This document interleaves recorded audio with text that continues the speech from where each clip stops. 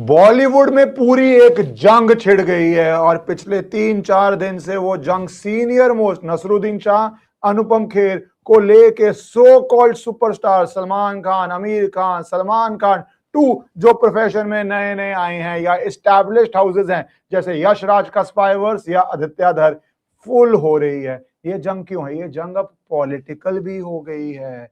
Political ऐसे हो गई है कि जब से भारत की इंडिपेंडेंस हुई है, वन डायरेक्शन पॉलिटिक्स कर रहा था बॉलीवुड, वन डायरेक्शन में एजेंडा सेट कर रहा था बॉलीवुड, पर इतना स्किलफुली, इतना क्लेवरली, कुछ लोग कहेंगे इतना ब्यूटीफुली, अगर आप उस एजेंडा को सपोर्ट करें कि आप एजेंडा पी जाते थे और आपको पता भी नहीं चलता था। जैसे किस तरह दिखाया जाता था बनिया को मूवी के अंदर कि भैया एकदम लालची है, आपकी जमीन कब्जाना चाहता है, आपको लूटना चाहता है।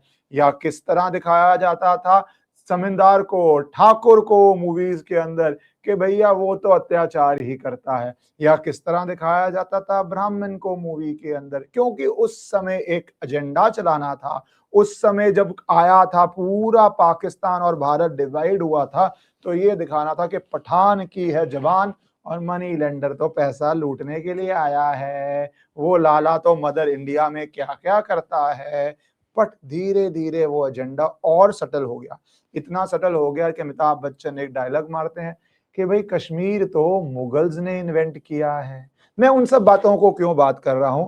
क्योंकि एक दोबारा क्लिप बहुत वायरल हुई है और उस क्लिप के साथ कई चीजें और वायरल हुई है। वो क्लिप है नसरुद्दीन शाह की, जिसके अंदर उनको कितनी प्रॉब्लम है अनुपम खेर से। आप He पहले is a clown. Any number of his contemporaries, someone like Anupam Kher has been very vocal. I don't think he needs to be taken seriously. He is a clown. Any number of his contemporaries from NSD and FDI can attest to his sycophantic nature. It's in his blood. He can't help it. कि भैया blood में ही साइकोफैंटिक nature है। इसको अगर सरल भाषा में बोलूं, चमचागिरी, जूते पॉलिश करने वाली नेचर है। अब अनुपम खेर का क्या बॉडी ऑफ वर्क कोई कम है, टैलेंट कोई कम है? क्या अनुपम खेर मोदी सरकार में आने के बाद एक्टर बने हैं? क्या 2014 के बाद बने हैं?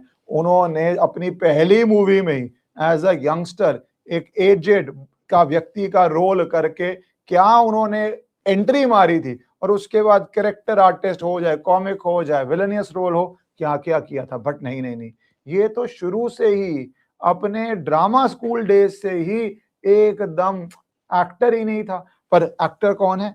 नसरुद्दीन शाह। अच्छा, ये पुरानी क्लिप क्यों चल रही है? ये इसलिए चल रही है क्योंकि अब दोबारा से वो लड़ाई गर्म हो गई है। पहले मैं अनुपम खेर की आपको क्लिप दिखा देता हूं जिसमें उन्होंने क्या बढ़िया जवाब दिया नसरुद्दीन शाह को। आपको देख के मजा आ जाएगा। बट उसके बाद पहले देख लीजिए। इंटरव्यू देखा। जनाब नसरुद्दीन शाह साहब, मेरे बारे में आपका दिया हुआ इंटरव्यू देखा। आपने मेरी तारीफ में कुछ बातें कही कि मैं क्लाउन हूं, मुझे सीरियसली नहीं लेना चाहिए, मैं साइको फैन हूं, ये मेरे खून में है, वगैरह वगैरह। इस तारीफ के लिए शुक्रिया, पर मैं आपको और आपकी बातों को बिल्कुल भी सीरियसली नहीं लेता। हालांकि मैंने कभी भी आपकी बुराई नहीं की, आपको भला बुरा नहीं कहा। और अब जरूर कहना चाहूंगा कि आपने अपनी पूरी जिंदगी इतनी कामयाबी मिलने के बावजूद फ्रस्ट्रेशन में गुजारी है। अगर आप दिलीप कुमार साहब को, अमिताभ बच्चन साहब को, राजेश खन्ना साहब को, शाहरुख खान को, विराट कोहली को क्रिटिसाइज कर सकते हैं, तो I am sure I am in great company. और इनमें से किसी ने भी आपकी स्टेटमेंट्स को सीरियसली नहीं लिया, क्योंकि हम सब जानते हैं कि ये आप नहीं बल्कि बरसों से आप जिन पदार्थों का सेवन करते हैं उनकी वजह से क्या सही है और क्या गलत है, आपको इसका अंतर ही नहीं पता लगता। मेरी बुराई करके अगर आप 1-2 दिन के लिए सुर्खियों में क्या बढ़िया वे में कहा, जिन पदार्थों का आप सेवन करते हैं। सोच लीजिए वो सटली सटली क्या बोल दी है।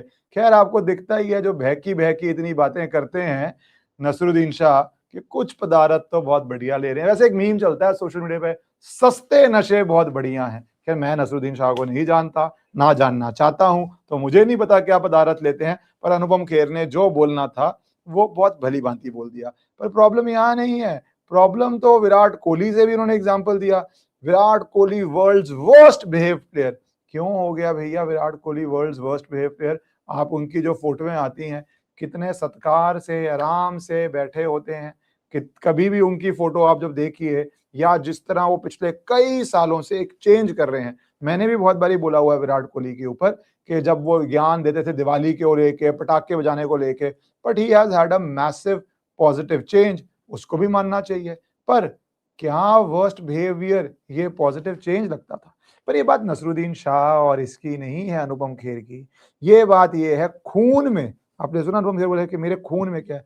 खून में था तो जो मर्जी अनुपम खेर ने जीवन में और किया हो। कश्मीर फाइल्स जैसी छोटी मूवी, उस समय बहुत लो बजट, बहुत छोटी मूवी थी और बहुत इजी नहीं होता ऐसा किरदार करना। रणवीर सिंह के लिए भी धुरंधर, मैं क्या रणवीर सिंह को भी मानता हूं कि वो बहुत सारी फ्लॉप्स के बाद एक नई मूवी में आया। धुरंधर पे मैं आऊंगा, अल्फा पे भी कुछ बताऊंगा, बट जिस तरह अनुपम खेर ने कश्मीर फाइल्स में वो काम किया कि भैया आप जो एक नैरेटिव दिखाते हो कि ब्राह्मण वहां पे विक्टिम्स थे कश्मीर से, ये नैरेटिव भी दिखाना जरूरी था। किस तरह हिंदू समाज के साथ कश्मीर में उस समय अत्याचार हुआ, ये भी दिखाना जरूरी था। सिर्फ ये नैरेटिव नहीं कि मुगलों ने तो कश्मीर बनाया है, मुगलों का कश्मीर था तो वहां पे हिंदू क्या करेंगे।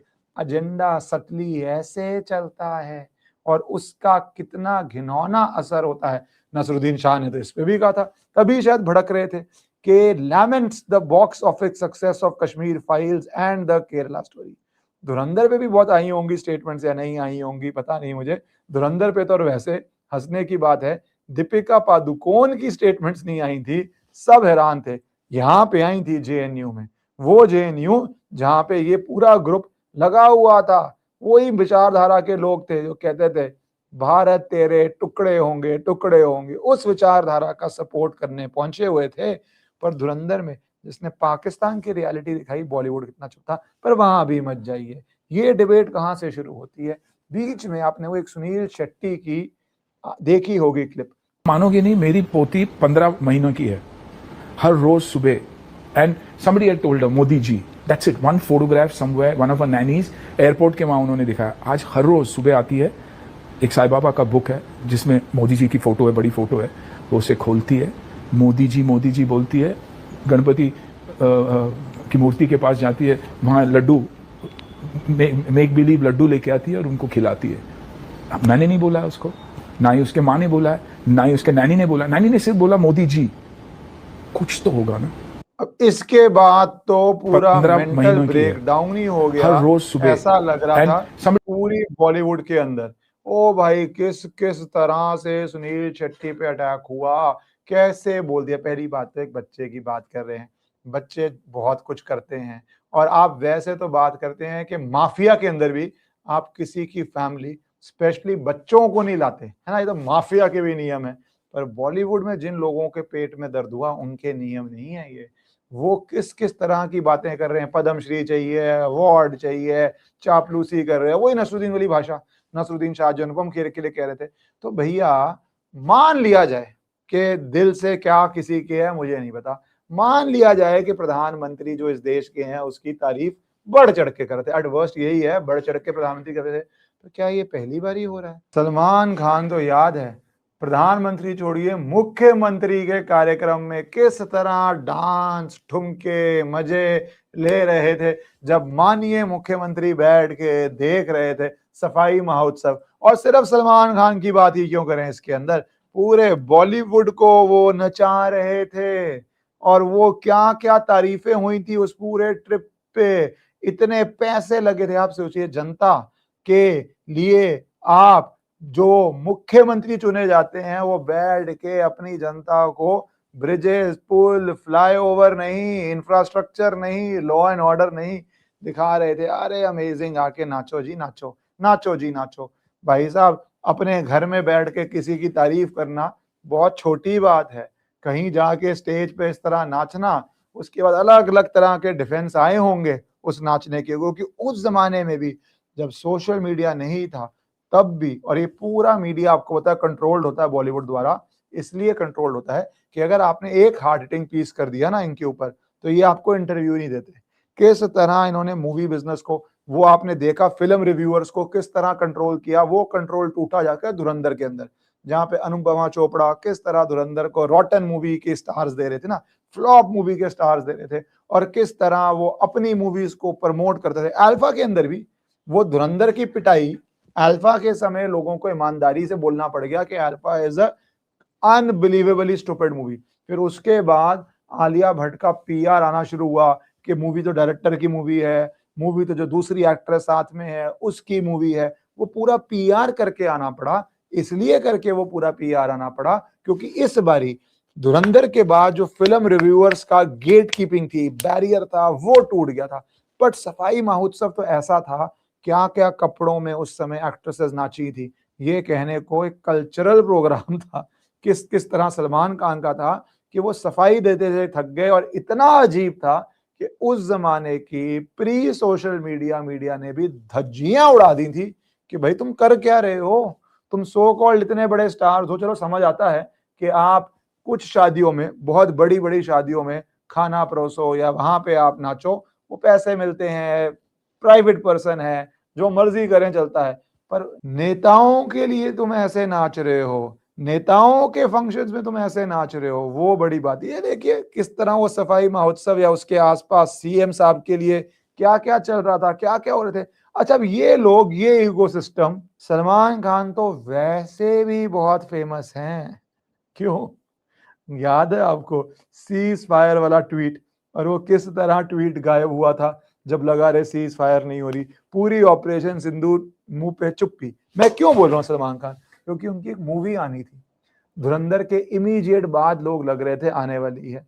क्या हुआ उस मूवी का, गलवान नाम से, जहां पे इस उम्र में भी वो अपने आप को बिना फिटनेस लेवल जो भी, देखो मैं माइंड भी नहीं करता, फॉर 60 ईयर ओल्ड अगर आपको प्ले करना है भारत के जाबाज सैनिकों को, वो भी उस एल्टीट्यूड में, उस पीक फिटनेस में, तो कितना भी वीएफएक्स कर लो भाई, बहुत मुश्किल है। एआई के जमाने में जब पूरी इमेज चेंज हो जाती है तब भी मुश्किल है, और एक्सप्रेशन वही देने हैं जो अब लोग नोट करते हैं, सवाल पूछते हैं। जैसे आलिया भट्ट से पूछा कि भैया वो आप इतनी सी हाइट में बिना मस्कुलर बॉडी बनाए किस तरह मारी जा रहे हो, फिर वो आया कि भैया बॉडी डबल था, बेसिक सीन्स भी बॉडी डबल कर रहा था, बेसिक सीन्स भी बॉडी डबल। एक तो मशीन गन का सीन बहुत वायरल है सोशल मीडिया में, जो ऐसा दिखाता है कि मशीन गन उठाने का सीन भी बॉडी डबल कर रहा था।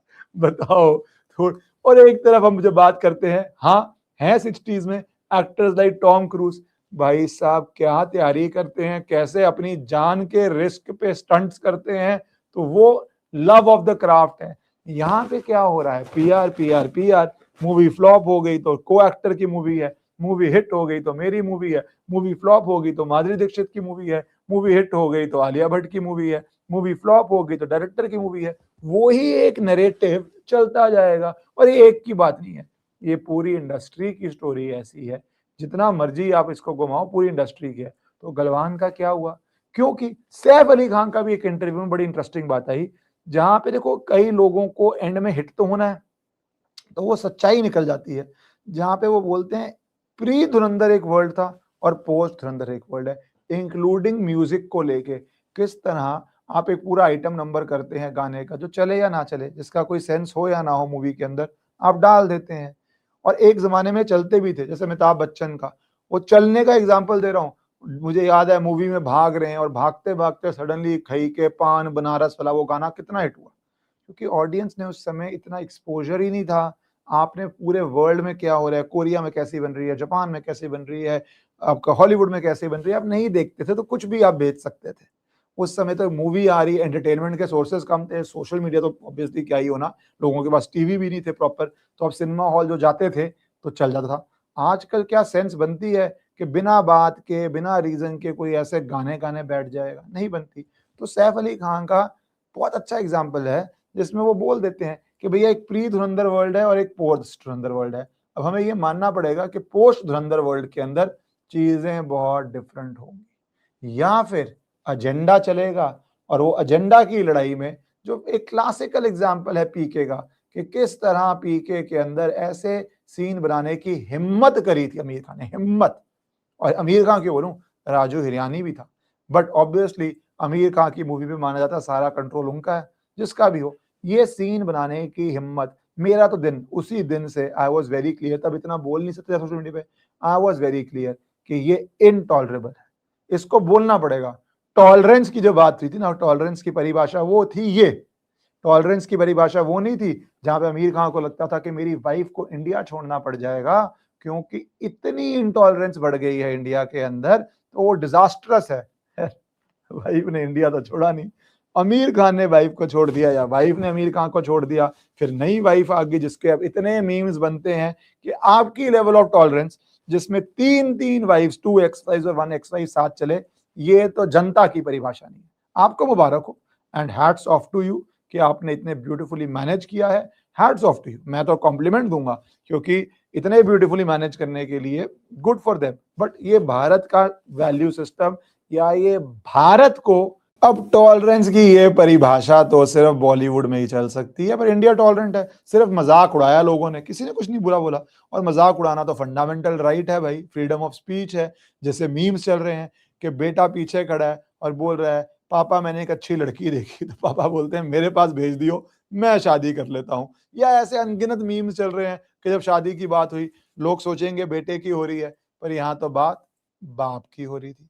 अनगिनत ऐसे मीम्स चल रहे हैं, पर छोड़िए उन मीम से बाहर बन के थोड़ी सीरियस बातों पे आते हैं। अब ये लड़ाई एजेंडा की क्यों है? क्यों प्रॉब्लम हुई सुनील शेट्टी की स्टेटमेंट से? क्यों प्रॉब्लम है अनुपम खेर की? क्यों प्रॉब्लम है कंगना रनौत से या अक्षय कुमार से? आज तक मजाक उड़ाया जाता है कि प्रधानमंत्री से ये सवाल क्यों पूछ लिया, कुछ मैंगोज को रिलेटेड था, मैंगो कैसे खाते हैं या आपका कौन सा फेवरेट मैंगो है। भाई वो छोड़िए, आपको पता है एक राजदीप सरदेसाई करके एडिटर हैं, एक टाइम पे बहुत बड़े एडिटर थे, वो सोनिया गांधी से क्या सवाल पूछते थे कि भैया खाना कैसे बनता है, किचन में क्या करती हैं आप, किचन जाती हैं, इस तरह के सवाल फ्रॉम अ लीडर जिसने देश की पॉलिसी डिसाइड करनी है। तब तो जर्नलिस्ट तो टफ पूछते हैं, एक्टर तो काम भी नहीं है, एक्टर तो सॉफ्ट ही पूछेगा। इन लोगों को तो रील्स बनाने की आदत है, इनकी रील्स में क्या हो रहा होता है भाई? इनकी रील्स में यही हो रहा होता है, कोई खाना खा रहा है, कोई एक्सरसाइज कर रहा है, कोई कपड़े पहन रहा है, कोई स्विमिंग कर रहा है, कोई इंफिनिटी पूल दिखा रहा है। तो उनको तो वैसे भी ये पूछना बहुत बड़ी बात नहीं है क्योंकि उनकी तो माइंड ही इस तरह चलता है। जर्नलिस्ट ऐसे पूछते थे सवाल, इससे सॉफ्ट क्वेश्चंस नहीं पूछ सकते थे। आज बातें करते हैं कि एक एक्टर ने क्यों पूछ लिया, पर उसमें भी क्या नया है, क्या क्या एजेंडा चलते थे। करीना कपूर की वो फेमस फोटो याद है, उसमें बहुत सारी एक्ट्रेसेस थी कि जब एक हॉरेबल चीज होती है और उसको कैसे धर्मस्थल से जोड़ देता है, कथुआ, देवीस्थान, हिंदुस्तान, मैं शर्मिंदा हूं। कितना वो कोऑर्डिनेटेड कैंपेन हुआ था कि सारे स्टार्स जो बिना पैसे के पानी का गिलास ना पिए, वो सारे same line, same coordination. Actually ना ईडी जांच तो इन चीजों की होनी चाहिए थी कि भैया कैसे, किसने ये फंड किया। कुछ बोलेंगे कोई प्रूफ नहीं है, फंड नहीं हुआ, पर ये आपकी कॉमन सेंस है जो बॉलीवुड फॉलो करते हैं कि भाई सारे एक साथ एक टाइप का पोस्टर लेके कोऑर्डिनेट किया, तो अगर फंडिंग का था तो वो एक बात है, और अगर सबकी सेम विचारधारा थी तो और भी इंटरेस्टिंग बात है कि बॉलीवुड किस तरह की विचारधारा था। कोई भी क्राइम किसी भी रिलीजियस जगह पे हो सकता है, वो क्रिमिनल को ब्लेम करना है, जगह को कैसे कर सकते हो, और किसी और धर्म के अंदर आप ये करने का सपने में भी सोच सकते हो, सोचना भी नहीं चाहिए, पर यहां क्यों सोच लिया, ये भी दिमाग में रखने वाली बात है कि किस किस तरह के एजेंडे चलते हैं। अच्छा, ये एजेंडा पे चेंज क्या आया? चेंज आया मैं हूं ना की जगह आ गई धुरंधर, वहां पे इंडियन ही गलत है की जगह आ गई धुरंधर, फिर आ गई एल्फा। अब तो क्या ही उसका स्पॉइलर देना या नहीं देना। मेड श्योर विलन इन मैं हूं ना इज नॉट मुस्लिम, फर्रा खां है।